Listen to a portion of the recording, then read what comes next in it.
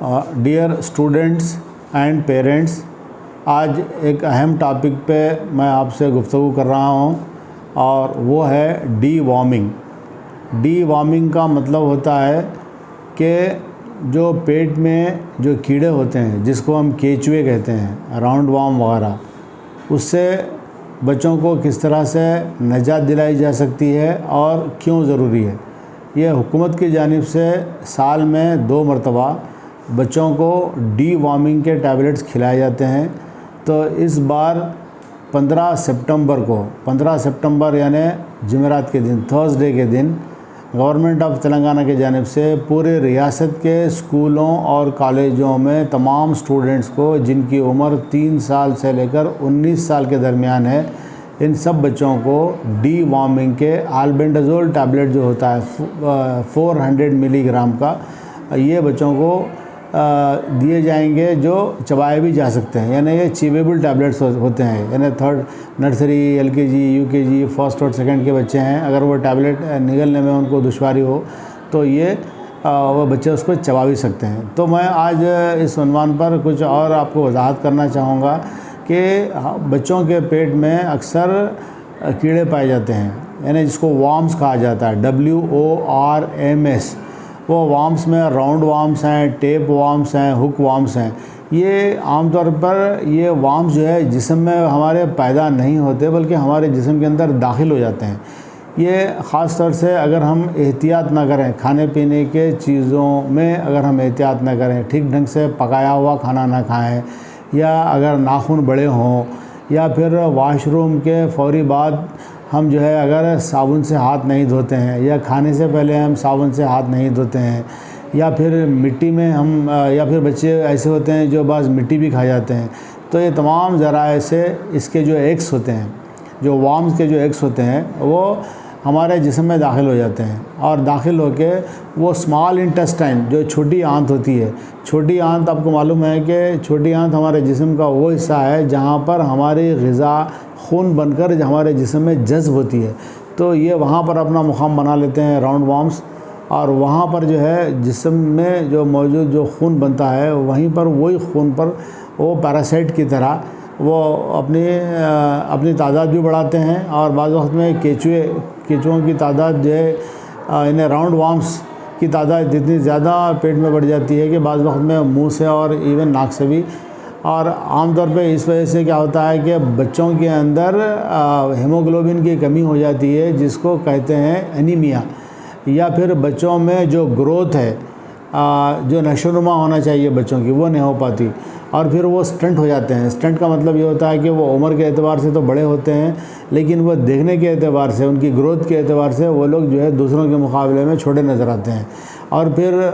वो अपनी पढ़ाई को भी तवज्जो नहीं कर सकते। आमतौर पर ऐसे बच्चे जिनके पेट में केचुए हों या राउंड वॉर्म्स हों, तो वो पेट में दर्द की शिकायत करते हैं और फिर स्कूल को भी गैरहाजिर हो जाते हैं, यानी स्कूल की अटेंडेंस भी मुतासिर हो जाती है, और स्कूल में बच्चों की तवज्जो यानी कंसंट्रेशन भी कमी हो जाती है, और जिससे वो बच्चों की पढ़ाई भी मुतासिर हो जाती है। इसीलिए हर साल हुकूमत तेलंगाना की जानिब से एक प्रोग्राम चलाया जाता है। ये बच्चों को स्कूल में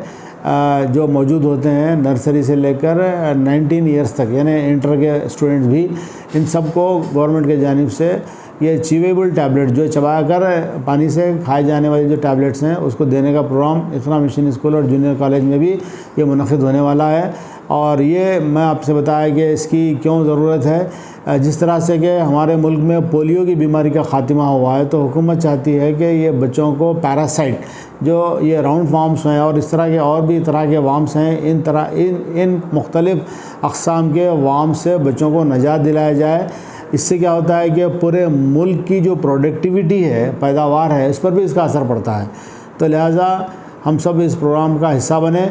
और अपने बच्चों को इंकरेज करें कि वो टैबलेट्स खाएं। अलबत्ता ऐसे बच्चे उस दिन जिनको बुखार होगा या फिर और कोई तबीयत ख़राब होगी, उनको उस वक्त में नहीं दिया जाएगा ये टैबलेट, बल्कि वो 1 हफ़्ते के बाद फिर एक मॉप अप डे भी होता है। दोबारा फिर वो मेडिकल का स्टाफ स्कूल को आकर जब उनकी तबीयत नॉर्मल हो जाती है तो उसको उन बच्चों को खिलाया जा सकता है। तो इस तरह से जैसा कि आप जानते हैं कि ये जो केचुए वगैरह की जो बीमारी है, और ये जो गोलियां हैं ये वैक्सीन नहीं है कि बीमारी से बचने के लिए, बल्कि ये बीमारी का इलाज है। तो आमतौर पे इसका टेस्ट जो है स्टूल टेस्ट के ज़रिए से भी मालूम किया जा सकता है कि हमारे जिस्म के अंदर ये राउंड वार्म्स वहाँ हैं या नहीं है। आमतौर पे चूँकि बच्चों के तकरीबन 50% से ज़्यादा, बल्कि बाज़ वक्त में तो 60% तक भी बच्चों में ये वार्म्स पाए जाते हैं, तो इसीलिए हुकूमत का ये प्रोग्राम है कि बच्चों को ये वार्म्स से निजात दिलाई जाए। तो इसीलिए मैं अभी सभी वालिदैन से ख्वाहिश करता हूँ कि वो बिला हिचकिचाहट के, विदाउट एनी हेजिटेशन, वो अपने बच्चों को इंकरेज करें कि वो ये टैबलेट्स खाएं। ये टैबलेट्स आम टैबलेट्स हैं, मेडिकल हॉल पे भी मिलते हैं। एल्बेंडाजोल इसका नाम होता है, इसमें इसके मिली जुले नाम भी होते हैं। तो ये सब जो जितने भी ये टैबलेट्स होते हैं ये काफ़ी सेफ़ होते हैं और इनका काम ये होता है कि हमारे जिस्म के अंदर या बच्चों के जिस्म के अंदर जो वार्म्स हैं वो वार्म्स को किल करना, यानी उनको मारना, ये उसका मकसद होता है ताकि बच्चों को इससे निजात दिलाई जाए। तो मैं उम्मीद करता हूँ कि वालिदैन जो है इस तरफ तवज्जो देंगे और अपने बच्चों को इंकरेज करेंगे। मैं आखिर में मुझे एक हदीस अभी याद आ गई कि पाकी आधा ईमान है। तो आप अंदाज़ा कर सकते हैं कि पाकी की, पाक रहने की कितनी अहमियत है। तो लिहाजा हम अपने बच्चों को तवज्जो दिलाएं और अपने घर में भी नीटनेस जो है मेंटेन करें, ताकि इस तरह की बीमारियां या और भी तरह की जो बीमारियां हैं वो ज़्यादातर जो है पर्सनल हाइजीन या नीटनेस मेंटेन नहीं करने की वजह से ही या बीमारियों का हम शिकार हो जाते हैं। जैसा कि मैंने अपने इस गुफ्तगू में पहले भी अर्ज़ किया है, तो मैं एक बार फिर आप तमाम वालिदैन से ख्वाहिश करूँगा कि वो इस प्रोग्राम में अपने बच्चों को ज़रूर शरीक करें और बिला खौफ तरद्दुद अपने बच्चों को इंकरेज करें कि वो टैबलेट्स खाएँ, ताकि वो अगर उनके जिस्म में हो या ना हो, अगर वार्म्स हों तो बहुत अच्छा है, वार्म्स ना भी हों तो उसमें कोई ख़बाहत की बात नहीं है। मेरी इस गुफ्तगू को गौर से समाअत करने के लिए मैं आप सबका शुक्रिया अदा करता हूँ।